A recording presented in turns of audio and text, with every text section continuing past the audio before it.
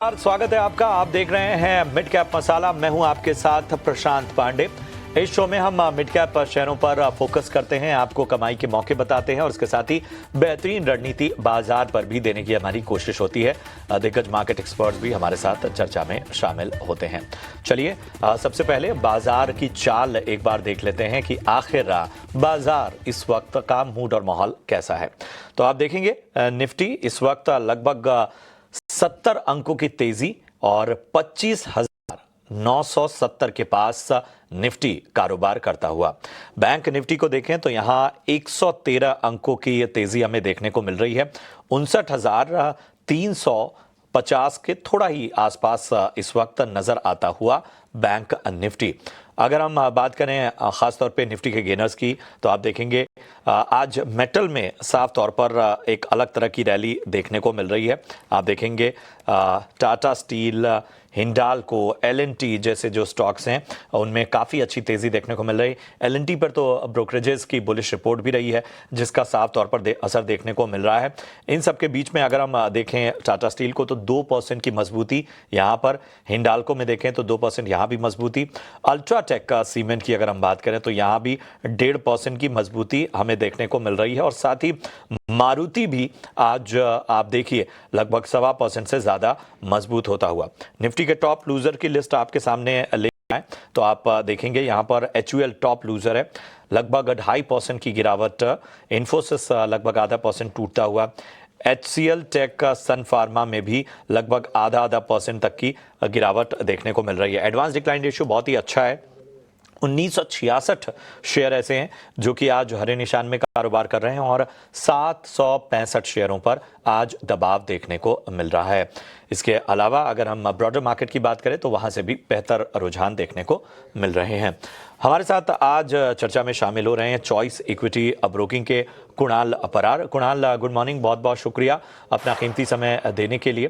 तो सबसे पहले तो बाजार पर ही राय दीजिए। जाहिर सी बात है कि जिस तरह से ग्लोबल सेंटिमेंट सुधरे हैं, जिस तरह से हम देख रहे हैं कि बाकी फैक्टर्स पे भी कहीं ना कहीं बाजार को सपोर्ट मिलता हुआ दिख रहा है, वहाँ से अच्छी रिकवरी है और बाजार अब जो है वो अपने अहम सपोर्ट्स के अभी भी आसपास कारोबार करता हुआ। Good morning Prashant ji. Market की बात करें तो आज गैप ओपनिंग हमें मार्केट में देखने को मिला है, थैंक्स टू यूएस मार्केट की, जहां पे एक अच्छी खासी रैली हमें कल के में देखने को मिली। यूएस एफडीए ने जिस हिसाब से कमेंट्री दी है, अकॉर्डिंग दैट यूएस मार्केट में, ग्लोबल मार्केट में अच्छी खासी मोमेंटम देखने को मिली और उसका डायरेक्ट इम्पैक्ट हमें अपने मार्केट में भी देखने को मिला है गैप ओपनिंग के साथ। ना बात करें 26,080 के अराउंड निफ्टी ट्रेड कर रही है। ऊपरी लेवल पे 26,150 तक के लेवल हमें देखने को मिले थे एंड फिलहाल फ्यूचर निफ्टी 26,080 के लेवल पे है। स्पॉट निफ्टी 25,980 के लेवल पे है। ऊपरी लेवल पे 26,040 के अराउंड का हाई बनाए थे। अगर आज के दिन में 25,950 के ऊपर अगर निफ्टी सस्टेन हो जाती है तो फिर आने वाले हफ्ते में एक अच्छी खासी मोमेंटम का एक्सपेक्टेशन रख सकते हैं। लेकिन ऑन द फ्लिप साइड अगर निफ्टी आज 25,950 के नीचे क्लोज देती है तो यहां से फर्दर एक्सटेंडेड करेक्शन आपको देखने को मिल सकता है, जिसके बेस पर वापस 25,700 तक के लेवल निफ्टी हमें दिखा सकती है। सो 25,950 मेक इन ब्रेक लेवल होगा निफ्टी के। ठीक है, तो 25,950 जो है वो मेक और ब्रेक का लेवल है। कुणाल, बैंक निफ्टी पर जाहिर सी बात है एक तरह से बुलिश नज़रिया ही रहा है, लेकिन आपको क्या लगता है कि कौन कौन से ऐसे सेक्टर्स हैं ख़ास तौर पे अगर हम बैंकिंग और फाइनेंशियल्स के अलावा बात करें तो जहां पर नज़र रखनी चाहिए?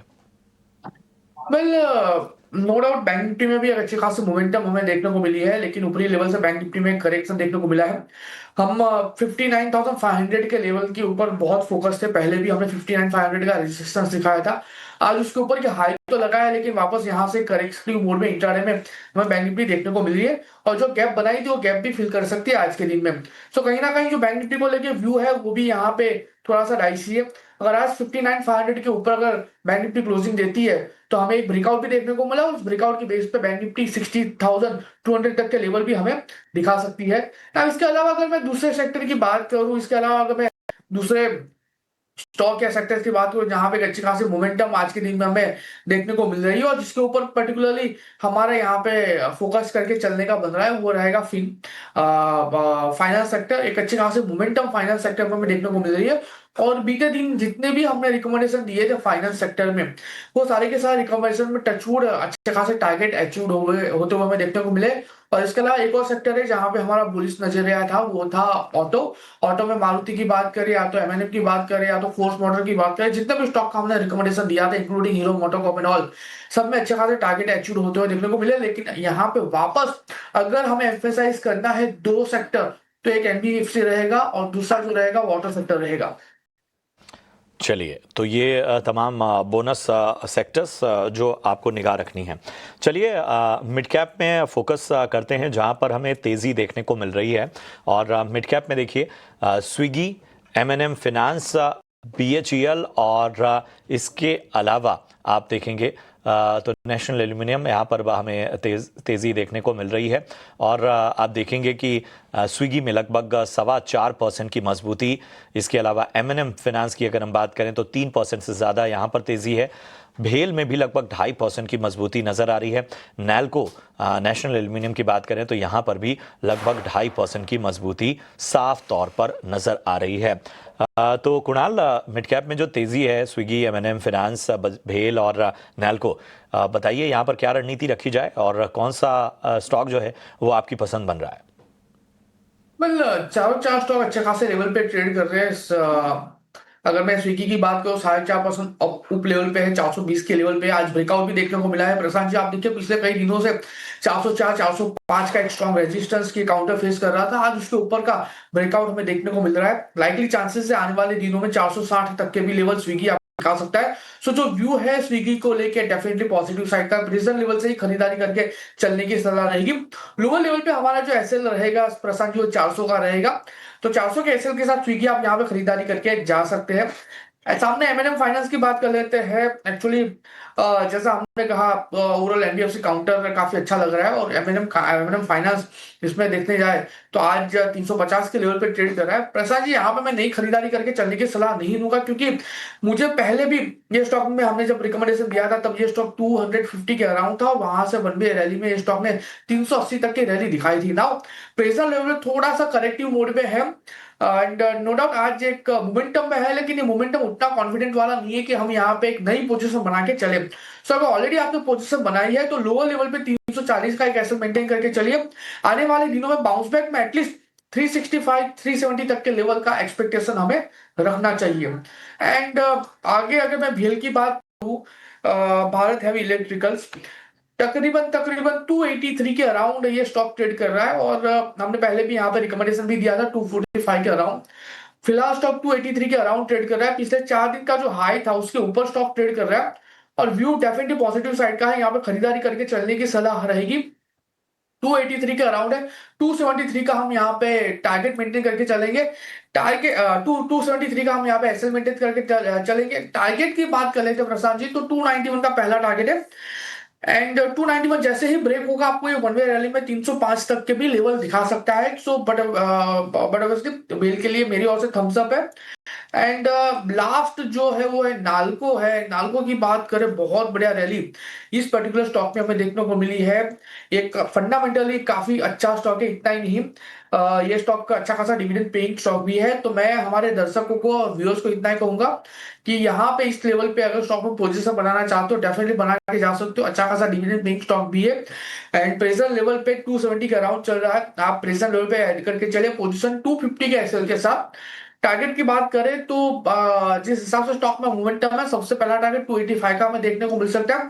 285 जैसे ही क्रॉस होता है 310 तक के लेवल आपको ये स्टॉक दिखा सकता है, यानी 14 से 15% की momentum as per the target हमें देखने को मिल सकती है। So definitely national aluminium present level से ही खरीदारी करके चलने की सलाह मेरी ओर से रहेगी। ठीक है, नैल्को की हम बात करें, बीएचईएल की नहीं। नैल्को पर जो है वो आपको राय दे रहे थे, यहाँ पर 285 और उसके ऊपर तक के लेवल्स जो हैं वो आपको नजर आ सकते हैं। चलिए, इन सब के बीच में आपको एक अहम खबर देख रहे होंगे आप स्क्रीन के निचले हिस्से में। एलआईसी ने अदानी पोर्ट में अपनी 2% हिस्सेदारी बेच दी है। अदानी पोर्ट में एलआईसी की हिस्सेदारी लगभग 7.25% से ऊपर है, 7.34%, और 2% जो हिस्सेदारी है वो एलआईसी ने अदानी पोर्ट में अपनी बेची है। इसकी वजह से आज हम देख रहे हैं कि एक इम्पैक्ट साफ तौर पर देखने को मिल रहा है। एलआईसी के शेयर में 0.5% की मजबूती एलआईसी में हमें देखने को मिल रही है। अगर हम अदानी पोर्ट्स की बात करें तो यहाँ पर अगर हम देखें तो यहाँ भी लगभग कमोबेश वही स्थिति है, 0.5% से थोड़ी ज़्यादा की तेज़ी हमें देखने को मिल रही है। तो इस खबर का इम्पैक्ट साफ तौर पर अदानी पोर्ट्स और एलआईसी दोनों पर देखने को मिल रहा है। पॉजिटिवली रिएक्ट कर रहे हैं दोनों ही स्टॉक। बताइए कुणाल, एलआईसी और अडानी पोर्ट्स न्यूज़ फ्लो की वजह से रडार पे हैं। हिस्सेदारी जो है वो अडानी पोर्ट ने एलआईसी में अपनी बेची है लगभग 2%। बताइए क्या रणनीति अब यहाँ से रखी जाए? तो सबसे पहले एलआईसी की बात कर लेते हैं। बहुत ही बढ़िया सपोर्ट आ रहा है 850 के लेवल पे। इतना ही नहीं, 9 दिसंबर को हैमर कैंडलस्टिक्स फॉर्मेशन भी एलआईसी ने बनाई थी और उसके बेस पे हमें उसके बाद वाले दिन में मोमेंटम देखने को मिली थी। 862 के अराउंड ये स्टॉक ट्रेड कर रहा है और जो हैमर बनाई थी उसका जो लो है वो 843 का है। तो 843 के एसएल के साथ हम यहाँ पे पोजीशन बना के चलेंगे। टारगेट की बात कर लेते हैं तो पहला टारगेट 877 का हमें देखने को मिल सकता है। 877 जैसे ही ब्रेक होगा आपको आने वाले दिनों में 900 तक के लेवल एलआईसी में देखने को मिल सकते हैं। सो व्यू यहाँ पे एलआईसी को लेके पॉजिटिव साइड का है। और सामने अदानी पोर्ट की भी बात कर लेते हैं। अदानी पोर्ट जिस हिसाब से जो लेवल पे ट्रेड कर रहा है, जो व्यू फिलहाल अदानी पोर्ट में बन रहा है वो थोड़ा डाइसी है, क्योंकि पिछले कई दिनों से 1460 एंड ऊपरी लेवल पे 1530 इसी रेंज में स्टॉक ट्रेड कर रहा है। सो जब तक ये रेंज का ब्रेकआउट नहीं मिलेगा मुझे नहीं लग रहा है कि हमें यहाँ पे पोजीशन बना के चलना चाहिए। चलिए, तो ये है राय आपको मिलती हुई अदानी पोर्ट्स और एलआईसी पे।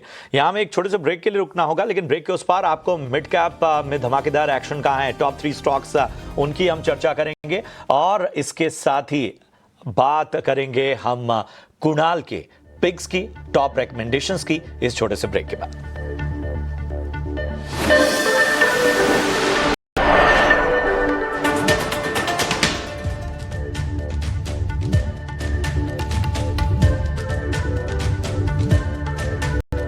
का ब्रेक के बाद और आप देख रहे हैं मिड कैप मसाला और अब आपके लिए हम लेकर आएंगे ऑप्शंस के चैंपियन और आप बताएंगे ऑप्शन की रणनीति कहां पर है।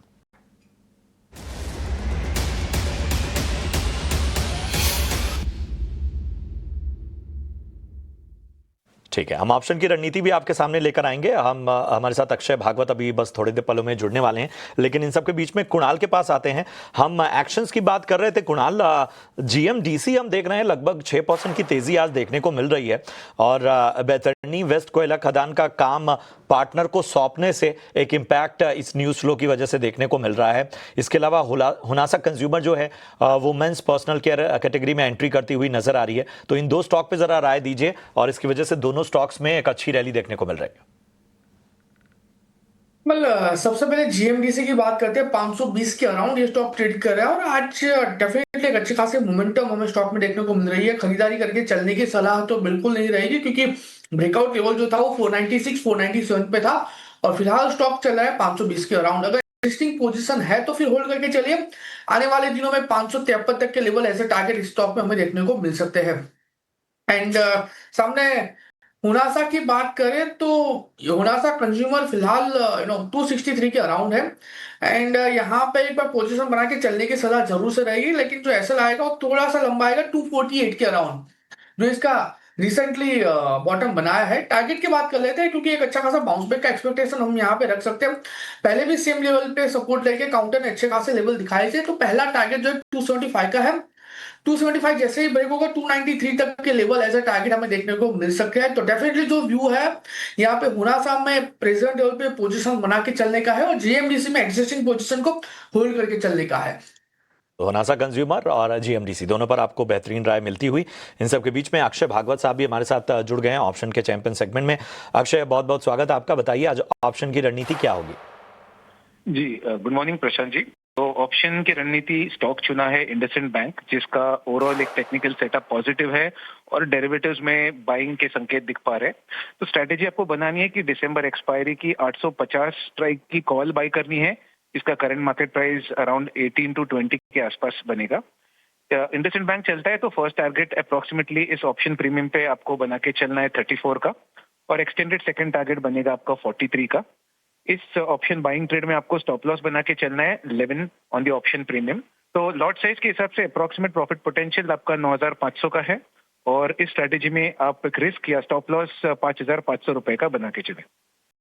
शुक्रिया करेंगे अक्षय आपका इस अहम रणनीति के लिए। इंडसइंड बैंक 850 की कॉल आपको 18 या 21 रुपए के प्रीमियम पर लेनी है। लक्ष्य 34 का पहला, दूसरा 43 का, स्टॉप लॉस 11 रुपए का। अधिकतम मुनाफा 9,500 का और नुकसान 5,500 तक का हो सकता है। सेबी का स्टैंडर्ड रिस्क डिस्क्लोजर कहता है कि फ्यूचर और ऑप्शन ट्रेडिंग जोखिमों से भरी पड़ी है।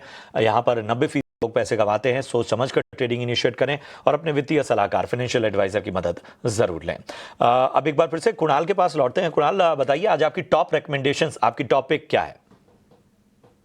कल टॉपिक की बात करें तो दो स्टॉक है, दोनों मिड कैप के अच्छे खासे स्टॉक है। हमने ऑटो पे ऑलरेडी हमारी राय दी है और ऑटो पे अच्छी खासी मोमेंटम का एक्सपेक्टेशन हम रख रहे हैं। तो सबसे पहला जो स्टॉक है वो फोर्स मोटर है, यहाँ पे खरीदारी करके चलने की सलाह रहेगी। टारगेट और एसएल की बात करें तो फोर्स मोटर में हम 16,900 का हम यहाँ पे एसएल मेंटेन करके चलेंगे। टारगेट की बात करते हैं तो 17,810 का पहला टारगेट है। जैसे वो ब्रेक होता है ऊपरी लेवल पे 18,450 का दूसरा टारगेट भी हमें यहाँ पे देखने को मिल सकता है। तो फोर्स मोटर यहाँ पे खरीदारी करके चलने की सलाह रहेगी। और दूसरा जो है वो केन्स टेक्नोलॉजी है। आने बीते पिछले कुछ दिनों में केन्स टेक्नोलॉजीज को लेकर बहुत बातें मार्केट में होती हमें देखने को मिल रही है। इतना ही नहीं, ब्रोकिंग हाउस का रिपोर्ट भी है, रेटिंग एजेंसी का भी रिपोर्ट है, मीडिया में भी अच्छा खासा कवरेज केन्स टेक्नोलॉजी को दिया हुआ है। अगर मैं टेक्निकली बात करूं तो प्रेजेंट लेवल पे काफी अच्छा स्टॉक लग रहा है। 4,190 के अराउंड स्टॉक ट्रेड कर रहा है। खरीदारी करके चलने की सलाह रहेगी। 3,950 का एसएल रख के ना, यहाँ पे एसएल थोड़ा सा लंबा है लेकिन कॉन्फिडेंस आ रहा है, इसलिए यहाँ पे हम कॉल दे रहे हैं। 4,400 का पहला टारगेट है। जैसे ब्रेक होता है 4,700 का दूसरा टारगेट भी आपको यहाँ पे देखने को मिल सकता है। तो तकरीबन यहाँ पे 13 से 14% का मोमेंटम हमें देखने को मिल सकता है अगर ये टारगेट हमारा अचीव होता है तो केन्स टेक्नोलॉजीज यहाँ पे खरीदारी करके चलने की सलाह रहेगी। शुक्रिया करेंगे कुणाल। तो केन्स्टेक और फोर्स मोटर्स पसंद आता हुआ कुणाल को अपनी चर्चा में तमाम राय देने के लिए, कमाई के मौके बताने के लिए आपका एक बार फिर से धन्यवाद। चलिए बढ़ते हैं आगे और अब हमारे खास सेगमेंट की बारी है और ये है मिड कैप के महारथी।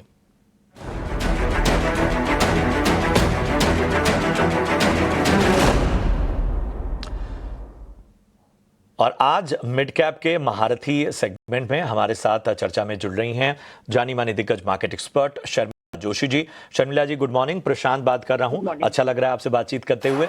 हमें बताइए कि आज महारथी स्टॉक के तौर पर आपने किस स्टॉक को चुना है?